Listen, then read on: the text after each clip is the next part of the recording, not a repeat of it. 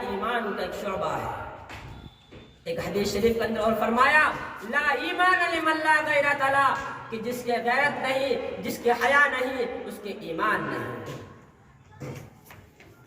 مومن کی زندگی کا مقصد یہ ہے کہ آخرت کی زندگی کو اختیار کرنا ہے، اور کافر کی زندگی کا مقصد یہ ہے کہ زندگی کے اندر عیش و عشرت کرنا ہے، جو چاہے کر لے، مستی اڑا لے۔ اس لیے کہ حدیث شریف کے اندر آتا ہے الدنیا سجن المؤمن و جنت الکافر، دنیا مومن کے لیے قید خانہ اور کافر کے لیے جنت ہے۔ اور مومن اپنی زندگی شریعت و سنت کے مطابق گزار کر اللہ رب العزت والجلال کی خوشنودی حاصل کرتا ہے۔ اس لیے کہ دین اسلام کا کیا حسن ہے کہ شیطان انسان کے اوپر جن سوراخوں سے وار کرتا ہے، اللہ رب العزت والجلال نے پہلے ان سوراخوں کو بند کر دیا ہے۔ مثلا شرک سے روکنا تھا تو اللہ رب العزت والجلال نے بت پرستی سے روک دیا۔ اسی طریقے سے زنا سے روکنا تھا تو غیر محرم سے روک دیا، غیر محرم سے بات چیت کرنے سے روک دیا۔ اللہ رب العزت والجلال نے فرمایا کہ قرآن شریف کے اندر فرمایا وَقُلْ لِلْمُؤْمِنِينَ يَغُضُّوا مِنْ أَبْصَارِهِمْ وَيَحْفَظُوا فُرُوجَهُمْ۔ اے نبی صلی اللہ علیہ وسلم آپ فرما دیجئے ایمان والوں سے کہ اپنی نگاہوں کو نیچی رکھیں اور اپنی شرمگاہوں کی حفاظت فرمائیں۔ اور آگے فرمایا مومنہ عورتوں کے لیے فرمایا وَقُلْ لِلْمُؤْمِنَاتِ يَغْضُضْنَ مِنْ أَبْصَارِهِنَّ وَيَحْفَظْنَ فُرُوجَهُنَّ۔ اے نبی صلی اللہ علیہ وسلم مومنہ عورتوں سے فرما دیجئے کہ وہ اپنی نگاہوں کو نیچی رکھے اور اپنی شرمگاہوں کی حفاظت کرے اور اپنی ناموس کی حفاظت فرمائے۔ مثال کے طور فرمایا وَقَرْنَ فِي بُيُوتِكُنَّ، کہ تم گھر کے اندر ہی رہو، گھر کے اندر ہی رہو سہو، گھر کے اندر ہی زندگی گزارو۔ اس لیے کہ اللہ رب العزت والجلال نے انسان کو شرم و حیا والی زندگی عطا فرمائی ہے کہ جس طرح مرد اللہ کے بندے ہیں اسی طرح عورتیں بھی اللہ کی بندیاں ہیں۔ بے پردہ عورت کی سزا کیا ہے؟ بے پردہ عورت جب اپنے گھر سے باہر نکلتی ہے تو اس کے اوپر مردوں کی حوث بھری نگاہیں اس کے اوپر پڑتی ہے۔ جس طرح ایک چھوٹے سے بچے کو نظر لگ جاتی ہے تو اس کے والدین محترم، اس کے والدین اس کو کہتے ہیں کہ میرے بچے کو نظر لگ چکی ہے، اس کو دم کروایا جائے۔ اسی طرح بے پردہ عورتوں کی بھی نظر لگ جاتی ہے، ان کا سکون ختم ہو جاتا ہے، ان کو چین ختم ہو جاتا ہے۔ وہ اپنے گھر کے اندر آتی ہے، کہتی ہے کہ میرا چین اور سکون ختم ہو چکا ہے، لیکن اس کے بعد میں ان کو معلوم نہیں اللہ رب العزت والجلال ایسی عورتوں کو قیامت کے دن ان کے لباس کو اتار کر کے جہنم میں پھینک دیں گے۔ آگے فرمایا کہ جب عورت اپنے گھر سے نکلے، اپنے گھروں سے نکلے تو راستے میں دیواروں کے قریب چلے، راستے کے درمیان میں نہ چلے، راستے کے بیچ میں نہ چلے۔ اس لیے کہ جب آپ علیہ الصلوۃ والسلام نے عورتوں کو مخاطب کیا تو عورتیں حجاب کے اندر، پردے کے اندر اس قدر لپٹ کر کے جایا کرتی تھی کہ ان کے دوپٹے، ان کے حجاب، ان کی چادریں دیواروں سے لپٹ جایا کرتی تھی، الجھ جایا کرتی تھی۔ لیکن بعض عورتوں کی غلط فہمیاں یہ ہوا کرتی ہے کہ چہرے کا تو کوئی حجاب ہی نہیں ہے، چہرے کا تو کوئی پردہ ہی نہیں ہے۔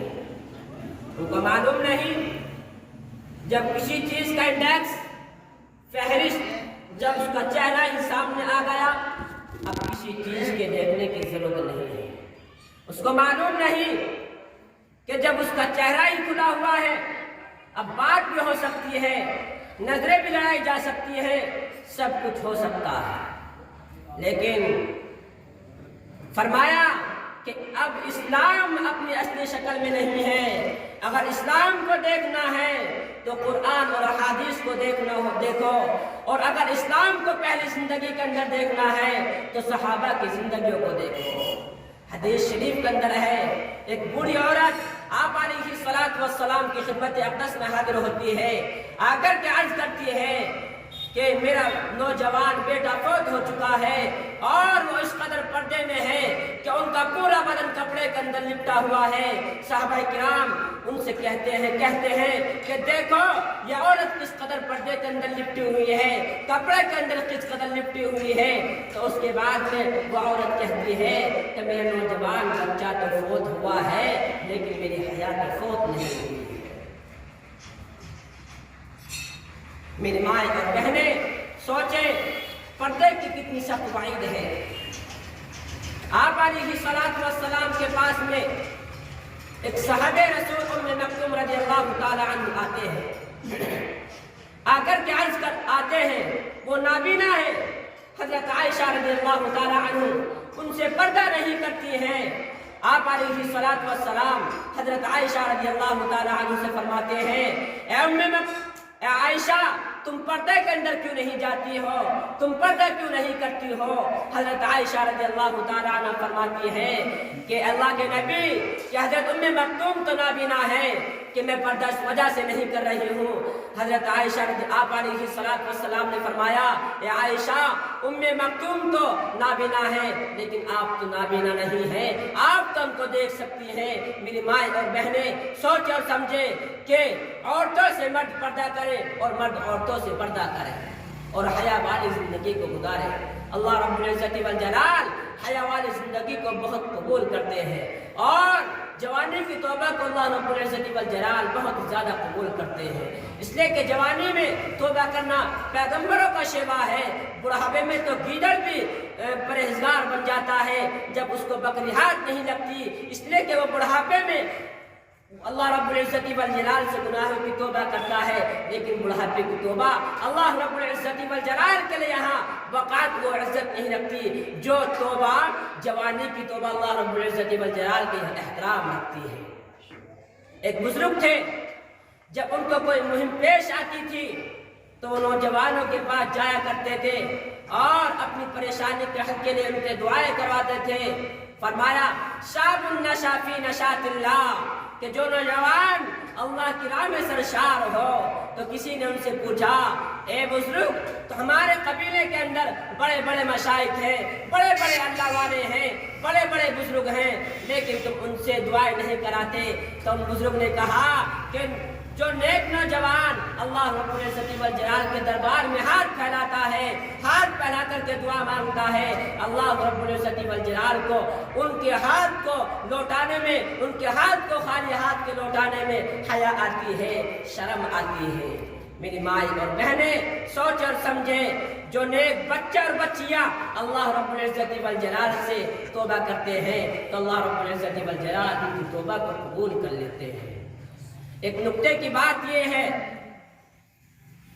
کہ اللہ رب العزت والجلال نے کہ جب زنا کا تذکرہ کیا تو قرآن پاک کے اندر فرمایا الزانیۃ والزانی فاجلدوا کل واحد منہما مئۃ جلدہ، کہ جو زنا کا ارادہ ہوتا ہے وہ پہلے عورت کی طرف سے ہوتا ہے، اس لیے کہ اگر عورت نہ چاہے تو مرد لاکھ کوشش کر لے لیکن مرد اس کے ساتھ غلط تعلقات قائم نہیں کر سکتا۔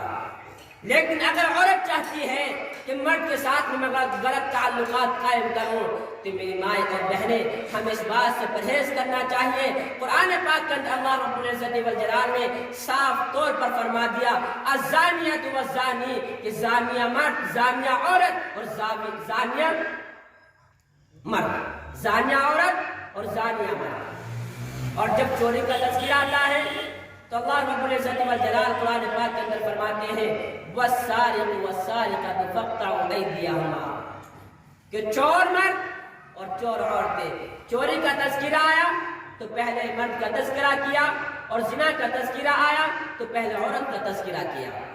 اس لیے میری مائیں اور بہنیں ہمیں زنا سے بچنا چاہیے، پردے کا اہتمام کرنا چاہیے، حیا والی زندگی گزارنی چاہیے، اس لیے کہ جو شخص اللہ رب العزت والجلال سے توبہ کرتا ہے رب العزت والجلال اس کو دنیا کے اندر بھی تپش سے بچا دیتے ہیں، لیکن اس کے بعد میں تو اللہ رب العزت والجلال اس کو جہنم کی آگ سے بھی بچا دیں گے۔ حضرت عبداللہ ابن مبارک رحمۃ اللہ علیہ کو جوانی کے اندر ایک عورت سے پیار ہو گیا تھا۔ حضرت عبداللہ ابن مبارک رحمۃ اللہ علیہ نے اس عورت سے کہا کہ کوئی وقت نکالو ملنے کے لیے، تو اس عورت نے رات کا وقت تجویز کیا۔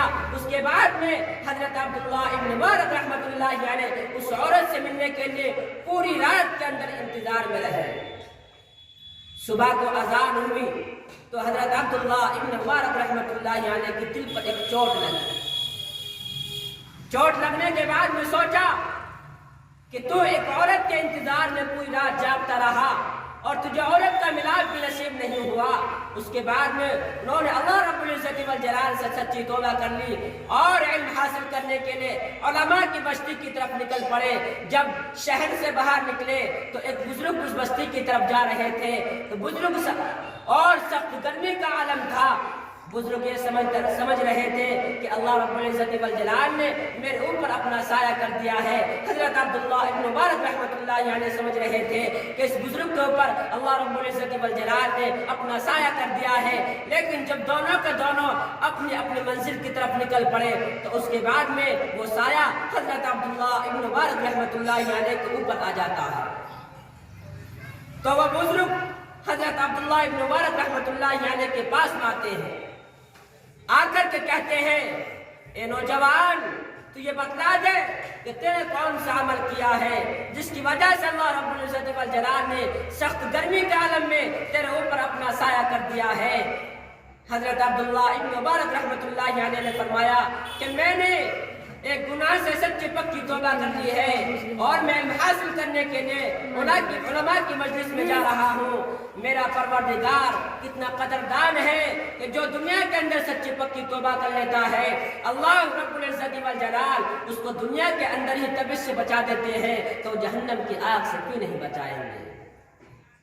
میری مائیں اور بہنیں سوچ اور سمجھیں، حیا والی زندگی گزارے، اس لیے کہ الحیاء شعبۃ من الایمان، حیا ایمان کا ایک شعبہ ہے، حیا ایمان کی ایک شاخ ہے۔ اور اپنے آپ سے زنا سے بچائیں اور پردے کا اہتمام کریں اور نکاح کو آسان بنائیں، اس لیے کہ اور اپنی بچیوں کو سمجھائیں، دین سے واقف کریں۔ اللہ رب العزت والجلال ہمیں کہنے سننے سے زیادہ عمل کرنے کی توفیق نصیب فرمائے۔ وآخر دعوانا ان الحمد للہ رب العالمین۔